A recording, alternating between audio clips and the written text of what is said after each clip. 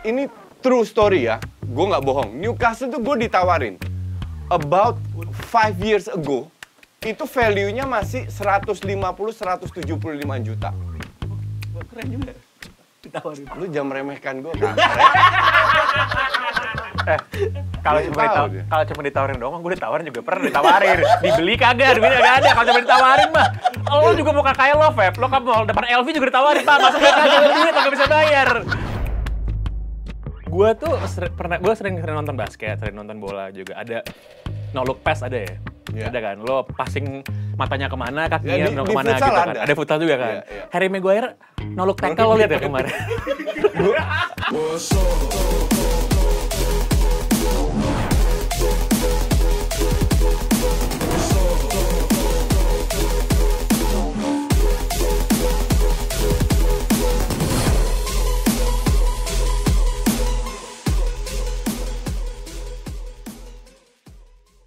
Selamat datang di episode terakhir dari Pangeran Justin Show di Regista. Koci, apa kabar Koci? Terakhir maksudnya? Ya, aku cuma bercanda doang gue. Biar seru aja gitu. Soalnya gue sering ditanyain kok udah lama nggak keluar videonya. Oh, udah 2 minggu ya? 2 minggu. Apakah acara ini akan bertahan lama gitu kan? Pasti. Semoga jangan cepet-cepet udahan gitu acaranya. Kita doain aja Coach Justin panjang umur ya. Lo kemarin COVID, Coach? Ya, COVID. Dan sebenarnya gue nggak mau ngomong, tapi lama-lama banyak yang tanya kan. Gue nggak siaran di Elu, nggak siaran di Helmi, nggak siaran di DPI. Semua lewat Zoom. Akhirnya gue bilang di Just Talk bahwa ya gue COVID. Tapi beruntung gue nggak ada gejala dari H1 sampai H10. Sama sekali nggak ada gejala, jadi aman-aman aja. Ada yang ngirimin makanan nggak lo? Banyak banget. Sayangnya nggak ada yang dari Regista.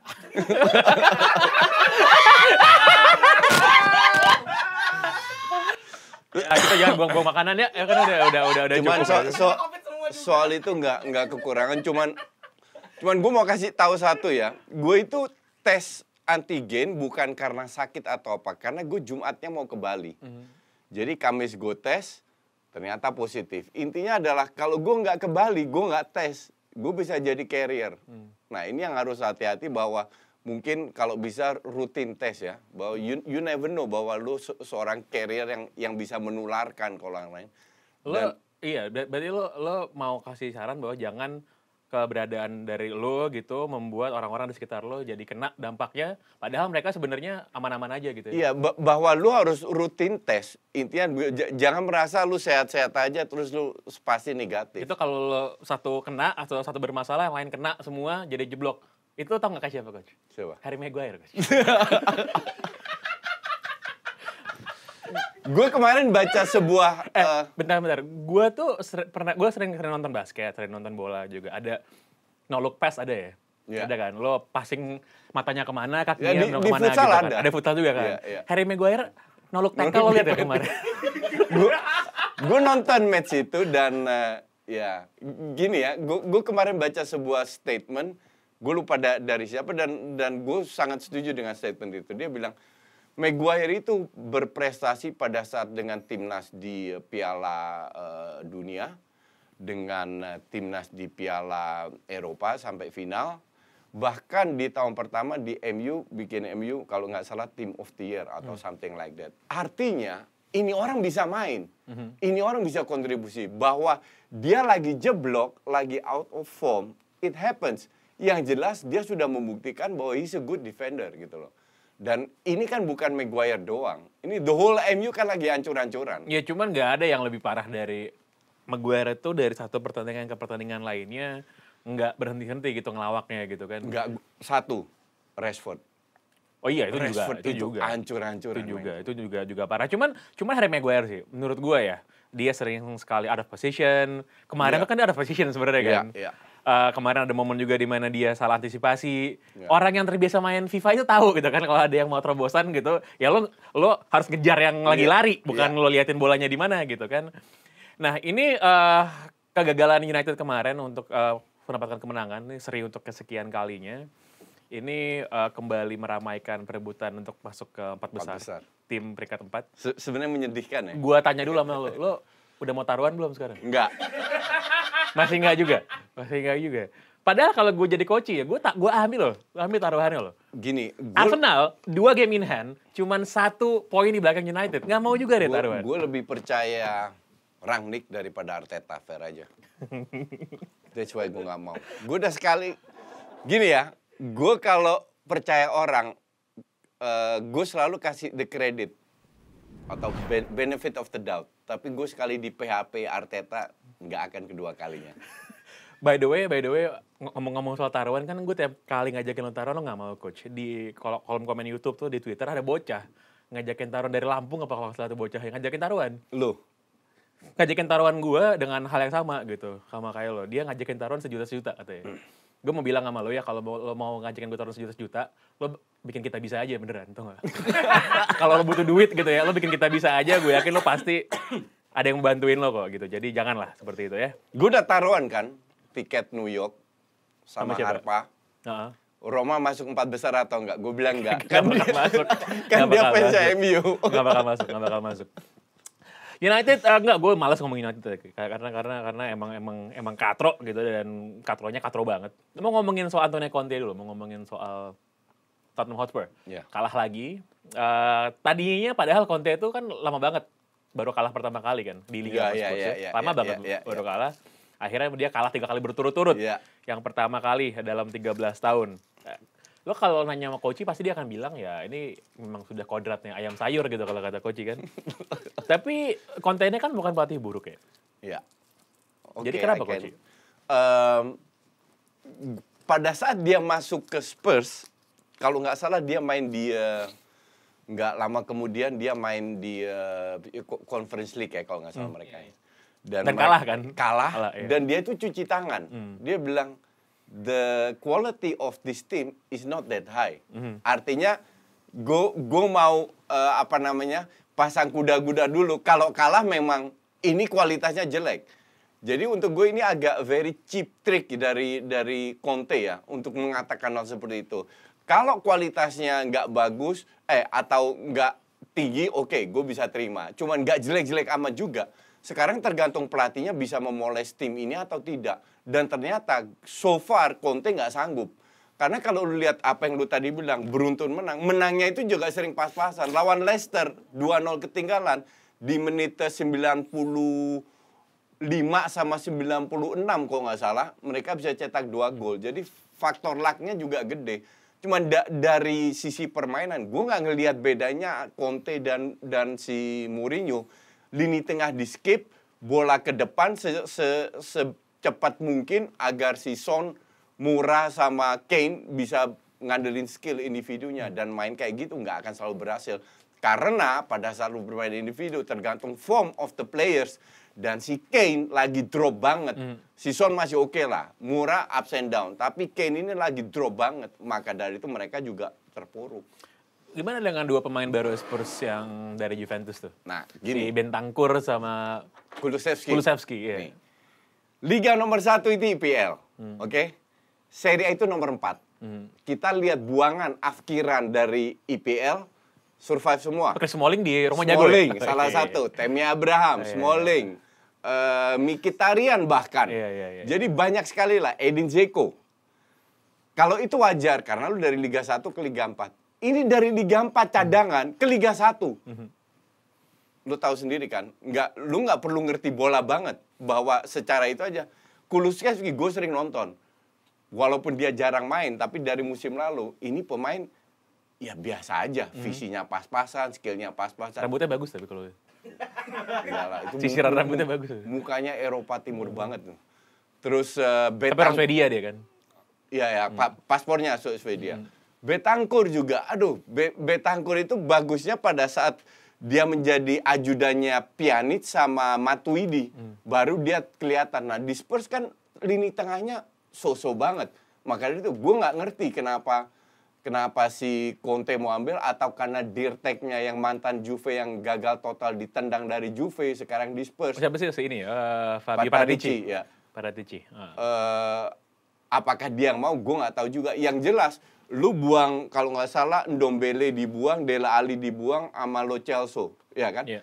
Sekarang lu mau lu buang 3 pemain yang sudah berpengalaman di IPL, lu datengin 2 pemain yang kualitasnya masih big question mark. Jadi dan sekarang terbukti, gue nggak ngelihat mereka punya kontribusi.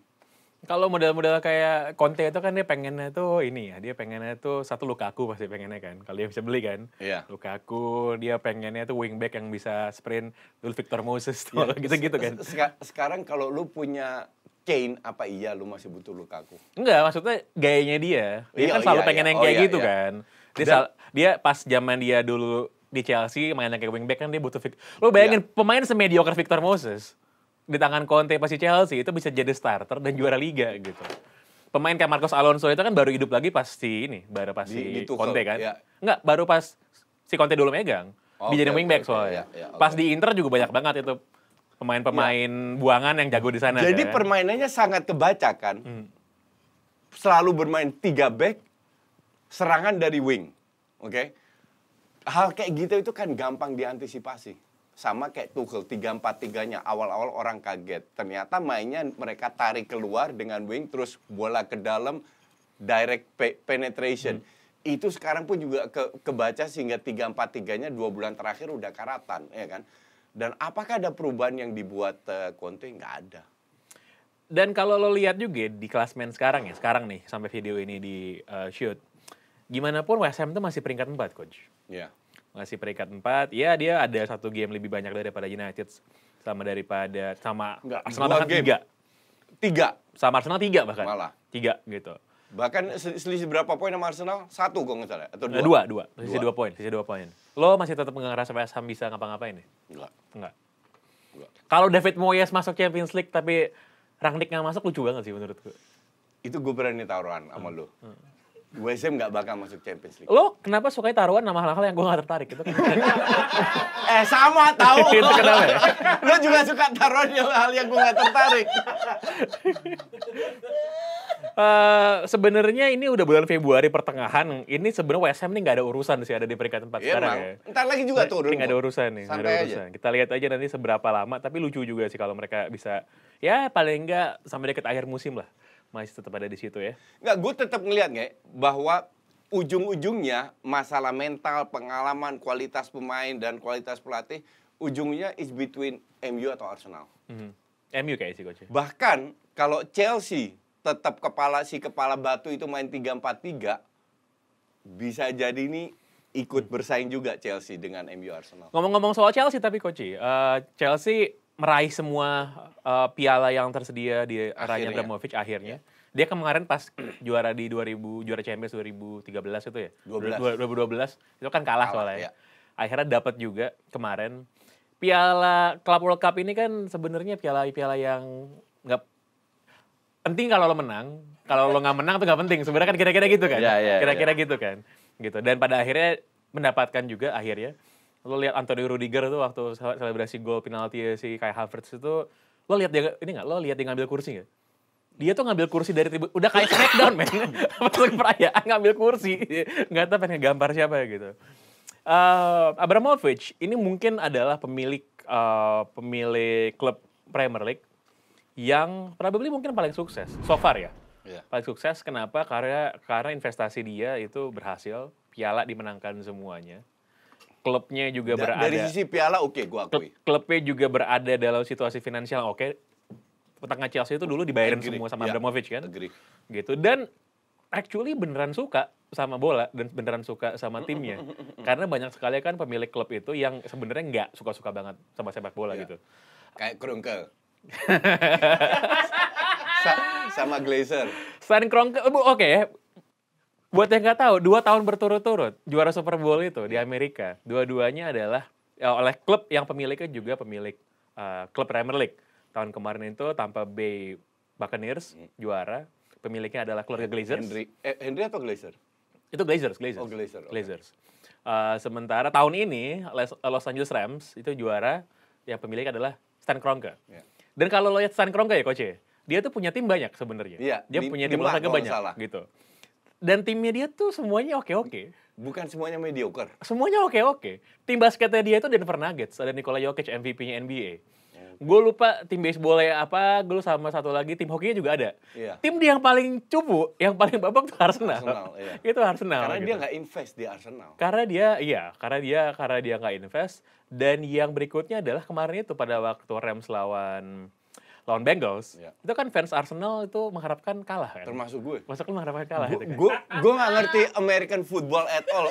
Untuk gue olahraga yang aneh, tiap 5 detik berhenti. Ini olahraga apaan nih? Tapi karena itu gue nonton dan masih ada 2 menit, itu Cincinnati unggul. Unggul 20-16. Wah, asik. Tiba-tiba ini kok ada touchdown berapa kali dia, gue kagak ngerti aturan. Pas mereka enggak, ya fuck you lah, gue matiin langsung. Ya gue termasuk salah satu yang nggak suka. Cuman alasannya Abramovich ini make sense. Dia bilang, gue invest di sepak bola karena gue suka bola. Soal cari duit, gue punya banyak cara lain untuk menghasilkan duit. Beda dengan Glazer, Kroenke, dan Henry. Mereka benar-benar cari duit di situ. That is the problem. Salah satu story paling terkenal soal Abramovich itu adalah kan sebenarnya dia tuh datang nonton MU lawan Madrid apa kalau nggak salah pas Champions League. Itu yang ada Ronaldo pas main di Madrid kalau nggak salah gitu. Terus dia datang nonton, terus dia ngeliat kan, ini tim bagus sih mainnya. Gue beli dong, dia mau beli MU gitu kan, kagak dijual. Dia muter-muter lah nyari. Datanglah dia beli Chelsea kan. Dia datang beli Chelsea dan belakangan dia sebenarnya dari dia beli sampai berapa tahun lalu dia tuh sering datang ke stadion kan. Kamera sering nyorot muka dia yang kayak ngantuk bangun tidur gitu mukanya gitu kan. Sampai paspornya dia tuh bermasalah. Jadi sehingga dia kagak dapet visa kalau nggak salah. Jadi dia udah jarang datang tuh. Tapi duit tetap jalan terus kan. Dan nggak semua pemilik klub tuh kayak gitu kan. Iya betul. Ya karena kebanyakan klub investasi, gue invest 100, gue minta 200 balik. Ini yang dilakukan MU, orang keteteran, cuman mereka masih ambil dividen kalau nggak salah. Tapi di sisi lain, fans MU juga jangan komplain, karena tiap tahun MU tetap invest ratusan juta. Hanya pembelian pemainnya aja yang jelek, ya kan? Iya. Nah kalau Arsenal ini kan beda cerita. Ini kan benar-benar pelit banget. Bahwa dia pinjem duit itu hak lu lah. Tapi at least lu harus invest. Ini yang bikin gue gedek dengan Liverpool lebih parah lagi kalau soal pelit. Beruntung aja ada klub yang pintar jual Coutinho, beli Van Dijk dan Alisson. Sekarang udah mulai invest lagi.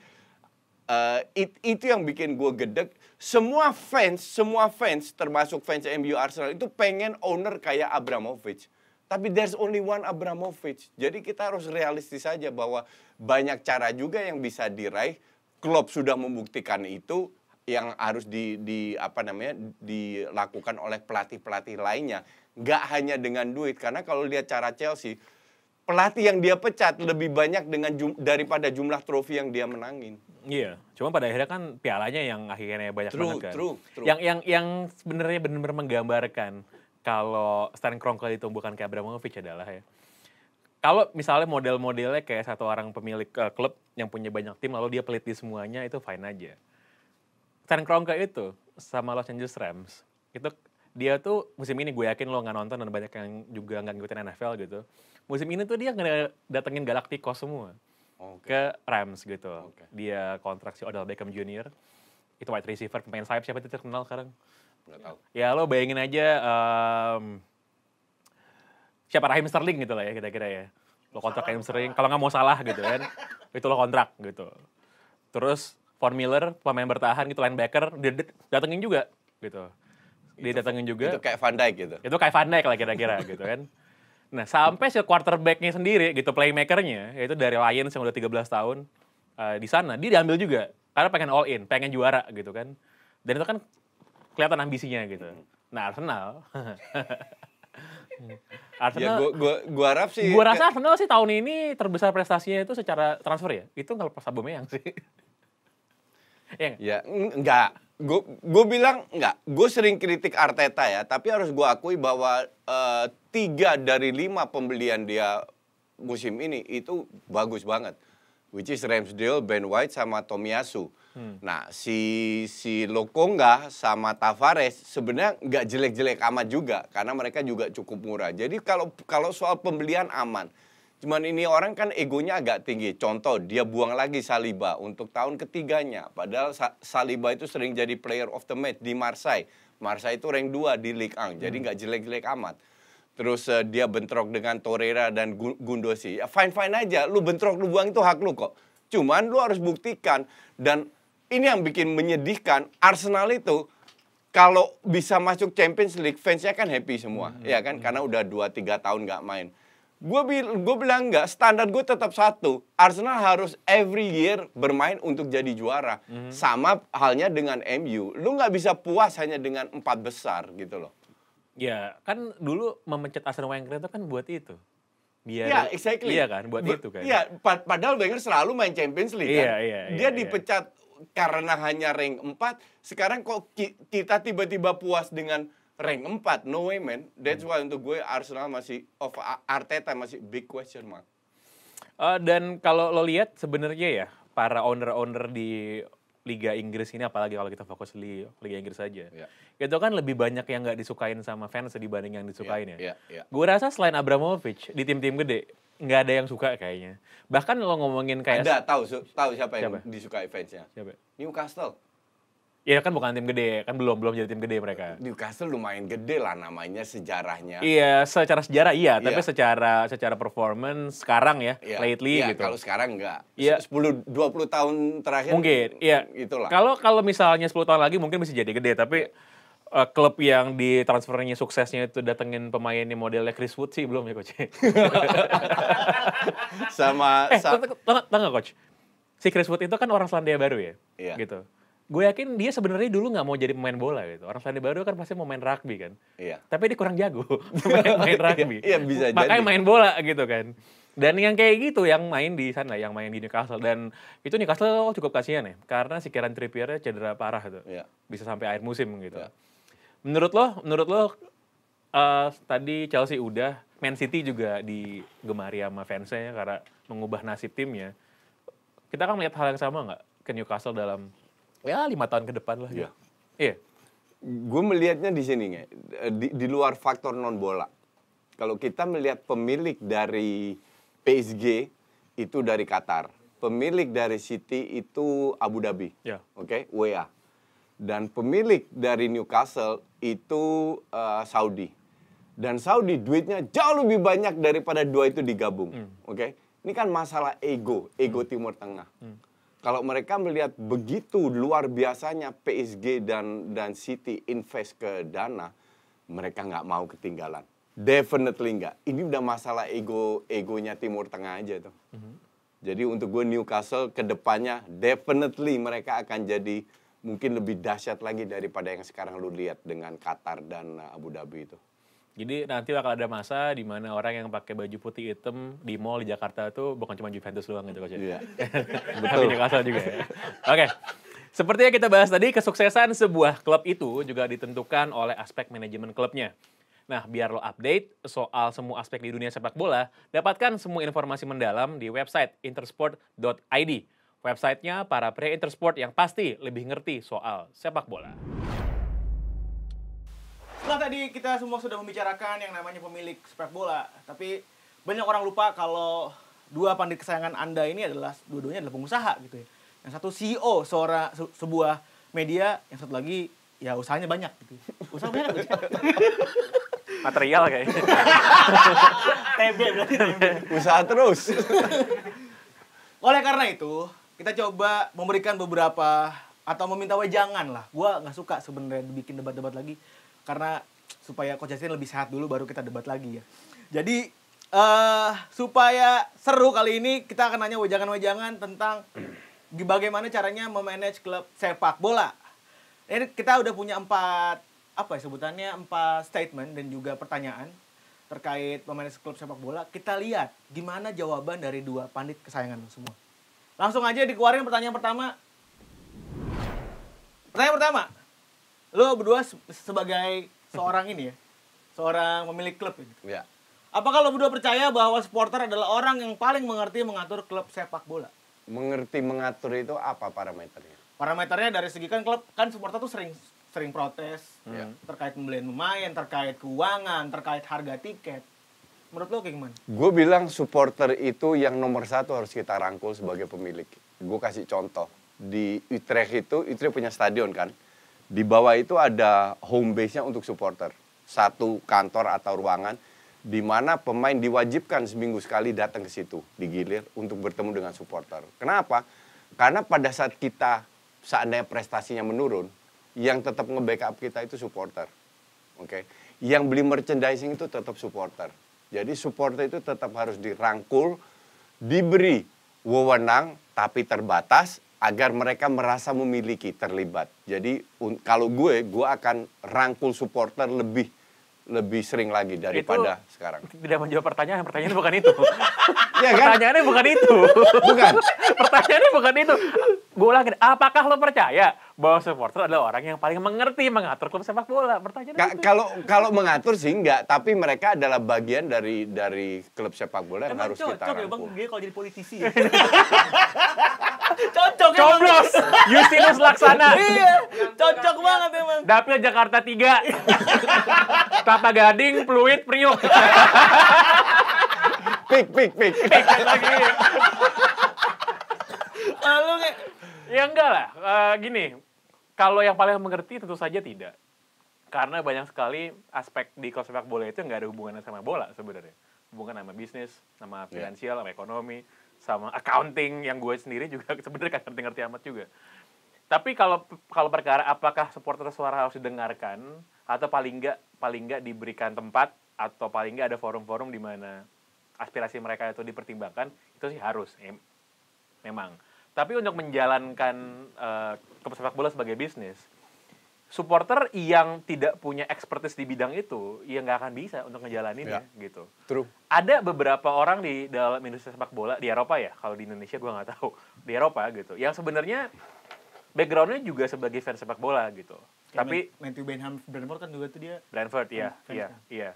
Tapi ya rasa kecintaan sama fanatisme aja tuh nggak cukup buat ngejalanin klub gitu kan. Karena kalau lo cuman modal suka sama antusias doang, ngatur klub bola, ya aut-autan gitu. Jangankan supporter ngatur klub bola deh, pemain jago nih, legendaris gitu ya, disuruh pegang timnas ngelatih kayak Maradona. Iya. Apa kagak hancur-hancuran itu Kayak kan. Pele. Iya. Betul. Iya. Betul. Jadi nggak ada hubungannya sama itu, sebenarnya itu dua hal yang berbeda Iya, sama sekali. betul. Next. Mending beli klub besar atau beli klub kecil lalu digedein valuasinya. Oh itu jelas. Nih, Gue merem gak usah mikir beli kecil terus digedein. Sama lah. Kenapa? Karena beli klub besar duitnya gede banget, mahal. Iya. Dan itu sebenarnya ada pertaruhan yang sangat besar gitu untuk di sana. tapi apa enggak, maksud gua, ya benar, kalau beli klub kecil tapi juga lu nggak bisa develop jadi besar kan, resiko juga ada juga. Itulah tantangan buat lu, bisa atau tidak. Di The Ringer dua minggu lalu kalau nggak salah, jadi ada sebuah tulisan panjang yang bagus banget, menceritakan bagaimana orang-orang kaya di Amerika yang sebenarnya itu dia orang-orang ini kaya tapi kagak sekaya Kroenke atau John Henry yang semua punya tim-tim olahraga gede di Amerika ya. Tapi mereka punya duit nih. Mereka tuh lagi shopping di Eropa. Nyari klub-klub kecil, mungkin divisi 2 di negara-negara kayak Inggris atau kayak Italia atau kayak Spanyol, atau nyari di negara-negara kayak Norway, Swedia dan lain sebagainya gitu. Untuk mereka invest, lalu mereka ubah lebih profesional bisnisnya, lalu mereka akan ngejual itu ntar. Karena itu buat ngegedein portfolionya mereka kan. Itu jauh lebih make sense dan jauh lebih lower risk sebenarnya dibanding lo beli klub gede dengan segala persoalan dan duit yang juga akan gila-gilaan banget gitu. Gue kasih contoh ya, Feb. Lu kalau beli klub Premier League nomor 19, 18, 20 itu sudah sekitar 200-300 juta. Oke. Pound sterling. Euro sponsoring lah. Kalau lu beli klub divisi 4, League 2, League 1, League 2, League 1 itu masih puluhan juta. Nah, kalau lu beli klub seperti itu, tapi semua klub Inggris, contoh paling bagus yang itu Tranmere Rovers lah, karena ownernya bos gue. Mereka itu punya stadion sendiri dan tiap berapa tahun itu rumputnya itu benar-benar diganti. Oke. Jadi stadion kapasitasnya 20 ribuan, kalau nggak salah 25, Liverpool cewek main di situ. Artinya infrastruktur ini yang penting. Kenapa Newcastle dibeli? Newcastle itu walaupun tiap tahun ancur-ancuran, penontonnya average itu 54-55 ribu. Every match, average loh. Nah ini kan duit semua, itu yang lu lihat. Ngerti nggak? Jadi kalau lu beli klub yang fans base-nya kuat, tapi divisi 1-2, lu bisa menerapkan filosofinya, youth development-nya, dan pelatihnya. Dalam no time bisa naik. Lu kan main FM ya? Coach Justin main FM gak sih? Kagak. Gue main MPL. Colongan ya? Kasih dia kesempatan sih, masuk dia kan. Tapi Masuk dipotong dia. ya. Dipotong ya. Masuk dia. MPL man. Kasih kesempatan sih. Oke, tapi unik ya kalau tadi Kak Jasin nyebut angka beli klub papan bawahnya Premier League itu di angka 200-an lebih gitu ya. Chelsea itu dulu dibeli masih di bawah angka 200. Tahun 2003. Berarti inflasinya cukup tinggi ya berarti palunya. Newcastle, ini true story ya. Gue nggak bohong. Newcastle tuh gue ditawarin. About 5 years ago, itu value-nya masih 150-175 juta. Jadi orang dari agent dari Inggris langsung via network gue di Eropa ke gue suruh minta cari investor di sini. Itu tahun 2016, 2017 itu value masih 150 juta. Walaupun mereka punya utang juga sekitar 100 jutaan. Sekarang berapa? 450 loh. Yes. Dan prestasinya so-so juga. Sama prestasinya kan dengan 4-5-6 tahun yang lalu. Betul. Oh, keren juga. Ditawarin. Lu jangan meremehkan gue, kampret. Kalau cuma ditawarin doang, gue ditawarin juga pernah ditawarin. Dibeli kagak, duitnya gak ada. Kalau cuma ditawarin mah, lo juga mau kayak lo, Feb. Lo kan mau depan LV juga ditawarin, Pak. Masuk kagak ada duit, lo gak bisa bayar. Enggak dong. Kayak gitu, Pak. Kalau ini butuh network doang. Bahkan gue sempet bilang sama Pangnya juga. Gue ditawarin juga apa? Hull City. Waduh. Hull itu cari pemilik. Maguire tuh ya. Sempet Aston Villa udah Dan dibeli. murah itu kalau Everton juga udah kalau dijual. nggak salah dia sempat sharing sama gue tuh. Hull City kita cari duit tuh siapa yang mau bayarin waktu Iya, itu. Hull City itu potensi banget. Cuma 50 juta kalau nggak harganya. Iya. Cuma 50 juta doang, Feb. Hull City itu potensi banget untuk dibangun. Tapi jadi utangnya banyak banget sih Hull City kan. enggak, itu kan bisa diatur lah. Free financing cakep. Kayak nggak tahu gitu aja. Kayak bisa diputihkan kan kalau utang. Oke, pernyataan selanjutnya ya. Nih, pernyataan. Pembelian menggunakan data alias kayak Moneyball ala-ala gitu atau statistik atau dari feeling like or dislike dari owner aja.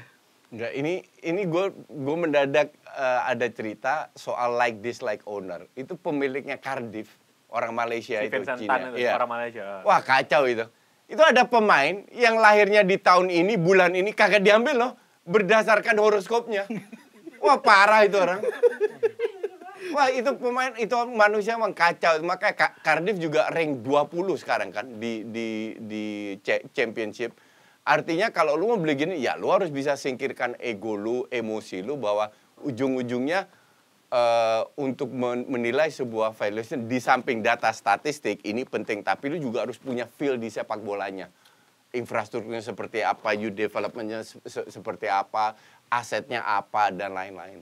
Kalau lu gimana nih? Kan lu senang kemarin Ronaldo datang kan? Nggak seneng gue. Walaupun nggak ngegolin kan.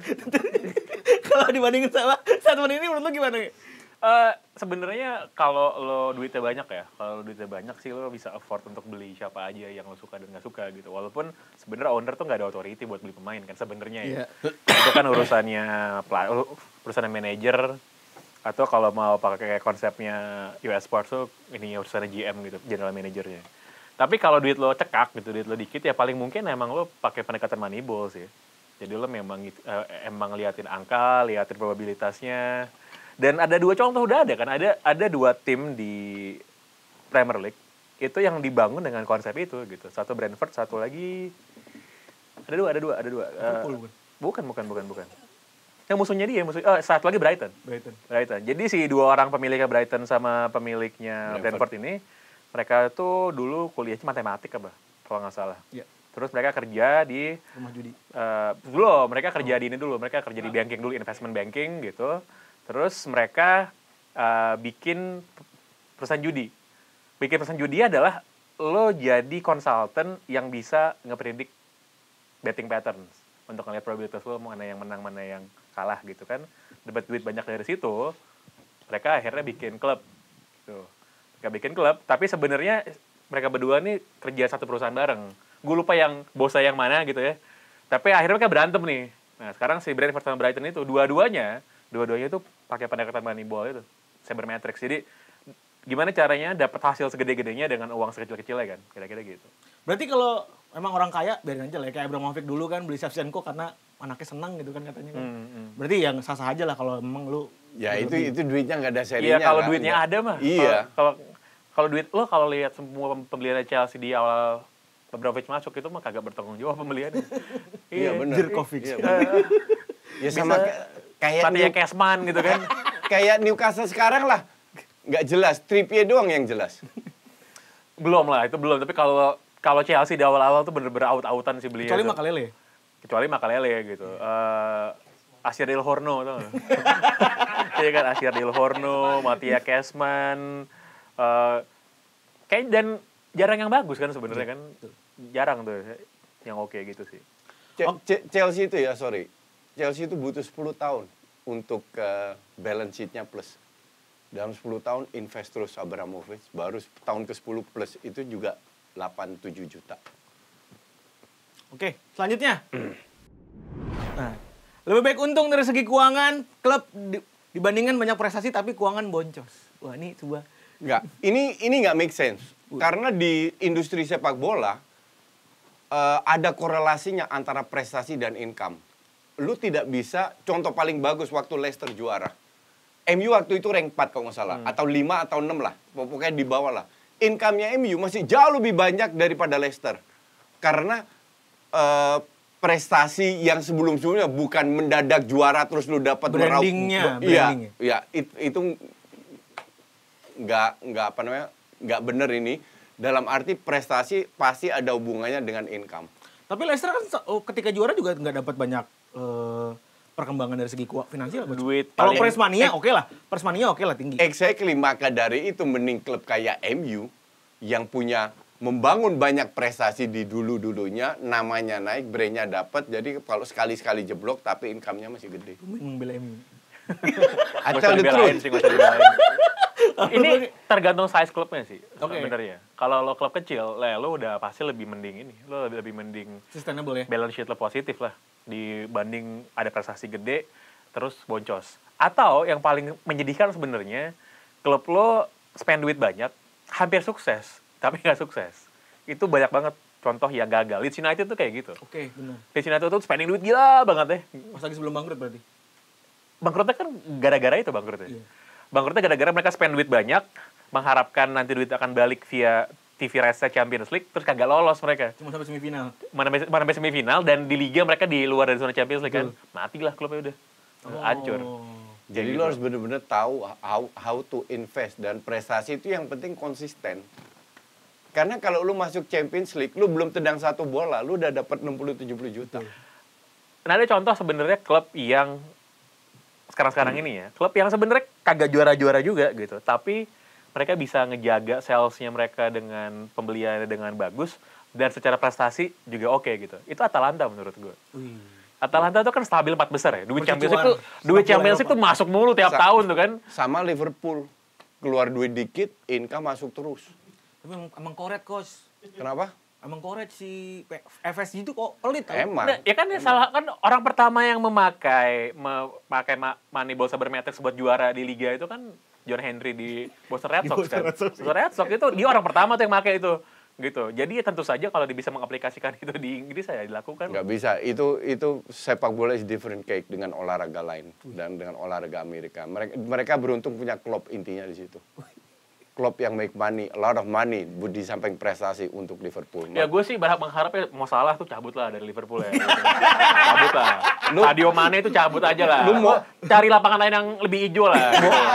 Mau salah Mane cabut, mungkin kalau turunnya sedikit. Karena selama ada klub, gue yakin Liverpool akan tetap bersaing di papan atas Eropa. Klubnya yang luar biasa. Nggak juga sih sebenarnya Coach. Awal-awal klub datang juga lokasi pemain busuk tetap. Betul, makanya kalau lu lihat setelah 4 tahun yang dia datang awal itu udah hilang semua. Henderson doang yang stay. Yang lain udah diganti semua. Oke, segitu aja mungkin beberapa wejangan usaha untuk para pemilik dari klub sepak bola dari kedua penik kesayangan Anda. Dan nantikan segmen selanjutnya, ya ada Kardus dan Domba of the Week.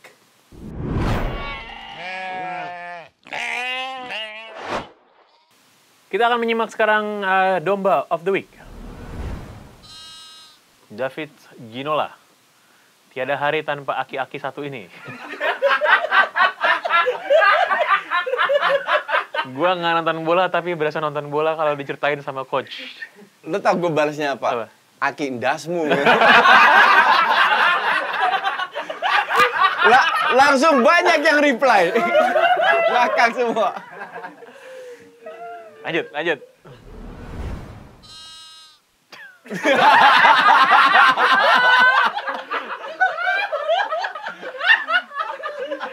Ini tuh lagi acara talk show ya di Berita Satu ya. Ini narsum, kalau nggak salah dia itu Profesor UNER loh. Profesor UNER? Iya. Nah, narsum yang yang very credible sampai diminta untuk bahas JHT yang nggak keluar itu kan. Feeling gue dia dikerjain sama anaknya itu.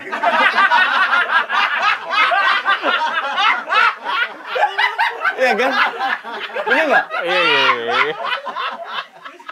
Ini sampai rame loh. Ini bener-bener rame banget background ini. Kita harus nyari kayak si ibu ini siapa ya. Jangan-jangan dia yang nonton sendiri gitu kan.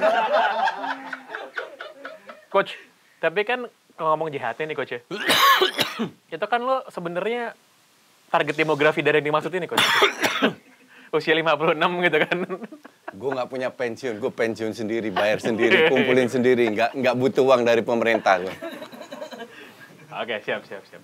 Udah habis dombanya? Ya. Kardus. Oke, Kardus of the Week.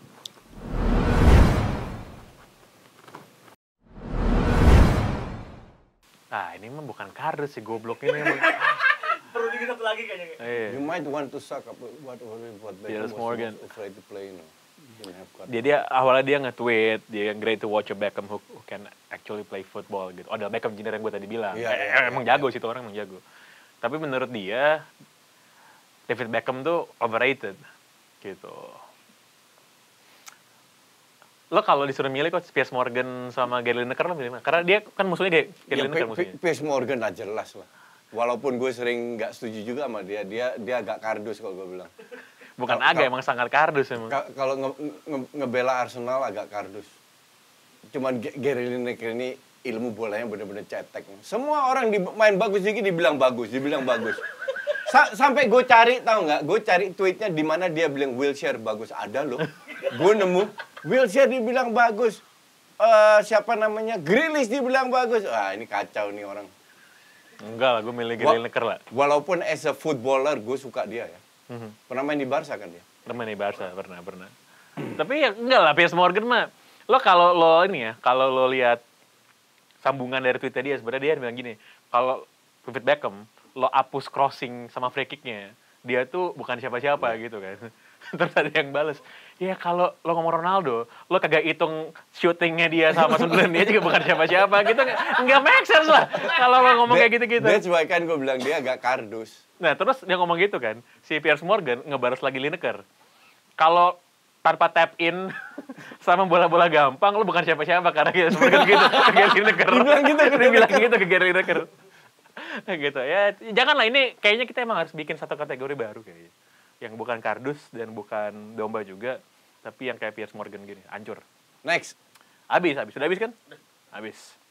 Yaudah, sekian episode terakhir dari Pangeran Justin Show. Ya kita anggap aja tiap episode itu terakhir, Coach. Biar yang nonton tuh banyak gitu. Thank you, Coach. Thank you. Semoga lo udah sehat kan? Udah pulih 100% ya? 100%. 100%. Oke. Jangan lupa untuk follow intersport_soccer di sosial media dan kunjungi website intersport.id. Website buat para pria Intersport yang lebih ngerti soal sepak bola. Dadah.